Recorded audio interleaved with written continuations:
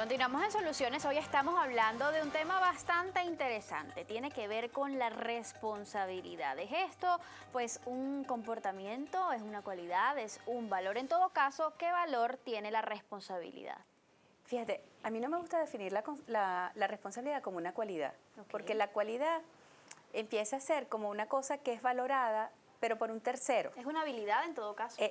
Me sigue, o sea, cuando yo digo entre las cualidades más bonitas está que tú seas responsable, yo estoy desresponsabilizando la connotación de comportamiento que tiene la responsabilidad. ¿Y por qué esto es importante? Porque cada vez que nosotros pensamos en comportamiento, pensamos en acciones.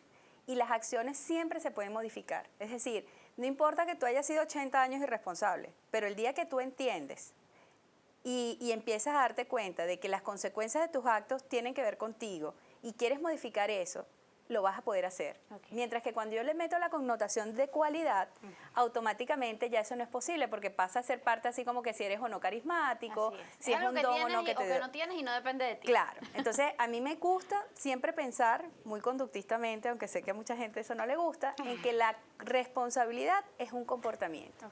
Por otro lado, ya teóricamente la responsabilidad está metida como concepto dentro de lo que son las teorías de las actitudes. Y esto es importante porque una actitud, que es una disposición para actuar, siempre tiene tres partes. Por un lado está una creencia.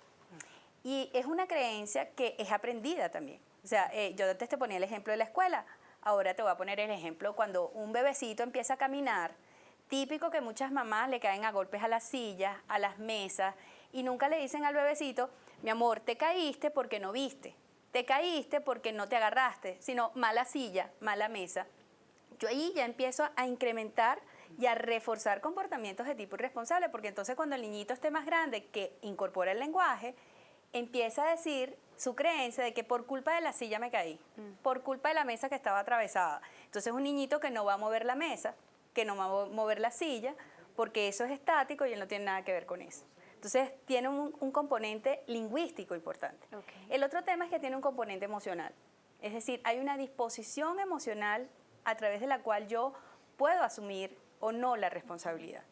Y hay un tema que ahorita, por cierto, está de moda con todo lo que es el coaching consciente, que es si tú eres víctima o eres protagonista. O sea, lo bonito de la responsabilidad es que te coloca en el lugar de protagonista siempre. Y eso es una disposición emocional importante.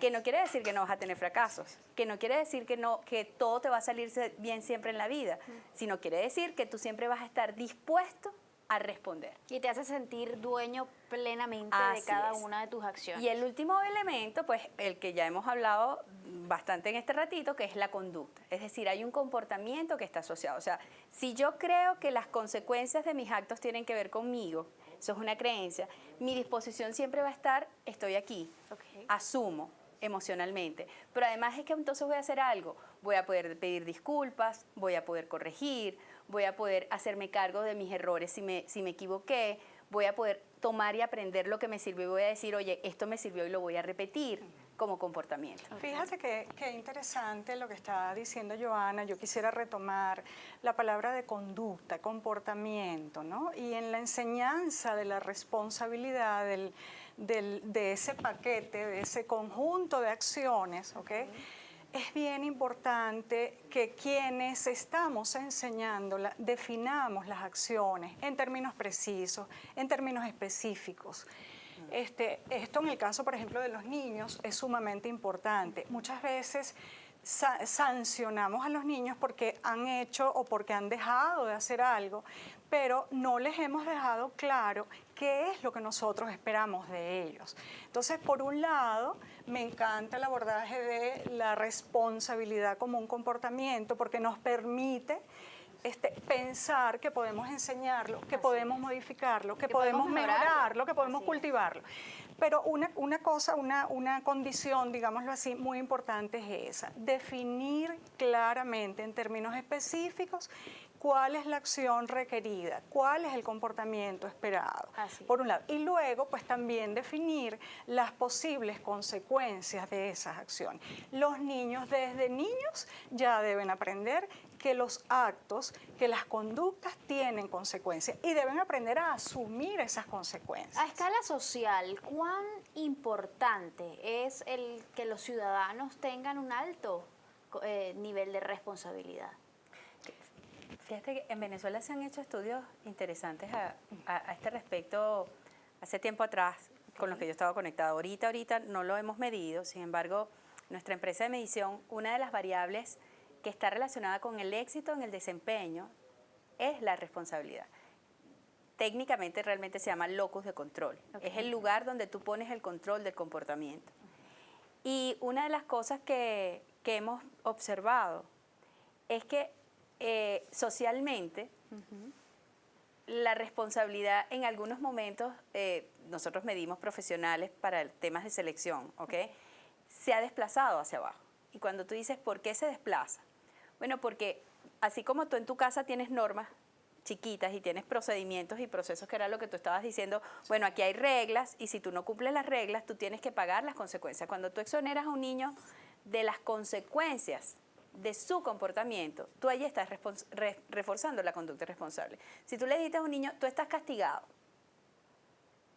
¿qué pasa? Que tú como papá entonces te sientes culpable, te entra en cualquier cantidad de remordimiento, hablas con la abuelita Serafina que entonces viene a defender al niñito y piensa que tú eres una troglodita, o X, Y, Z. ¿Nos hace la culpa evadir la responsabilidad? Por supuesto, siempre. Siempre que aparece la culpa como un mecanismo, bien sea de manipulación, bien sea de desviación, dejas de ser responsable. Que no quiere decir que tú en algún momento no sientas el bochorno de la equivocación. Pero una cosa es que sientas el bochorno de la equivocación y lo asumas con dignidad. Y otra cosa es que sientas la culpa de la equivocación y te escondas o simplemente evadas tu responsabilidad, ¿no? Entonces, socialmente, yo creo que una de las preocupaciones, a mí me preocupa cuando se hace la gran generalización, es que en Venezuela hemos perdido los valores. Es que se han perdido todos los valores, no tenemos valores. Cuidado. Porque yo creo que sí estamos teniendo valores. Lo que ocurre es que a lo mejor estamos teniendo valores que compiten o que son contrarios a generar ciudadanos responsables. ¿Y dónde empieza eso? Mira, en cómo ejecutas y manejas las normas. Cuando tú tienes funcionarios que te matraquean, como se dice coloquialmente, ¿ok? Y cuando tú sabes que comerte la luz del semáforo no tiene ninguna consecuencia para ti, y si tiene alguna consecuencia, tú esa consecuencia la puedes vulnerar. En el sistema macro, tú estás reforzando la irresponsabilidad. Cuando tú no tienes un servicio adecuado, de cualquier, sea la naturaleza de la que estemos hablando, y no estoy haciendo ninguna denuncia, pero esas cosas ocurren, y tú tienes que recurrir a mecanismos poco legales, para poder obtener tus datos, tus documentos, tus cosas, tú estás fomentando irresponsabilidad múltiple y que obviamente empieza a tener consecuencias, que las tienes desde el comentario que te hice sobre las leyes de educación y las reformas que se hacen, que la tienes desde el tema de los trámites, o sea, empieza a ser un sistema. ¿Y cuáles son las consecuencias de una cosa exacerbada sistémicamente en la irresponsabilidad? Bueno, la anarquía. O sea, que cuando vienes a ver, nadie se hace cargo de las consecuencias de sus actos y estamos a la deriva.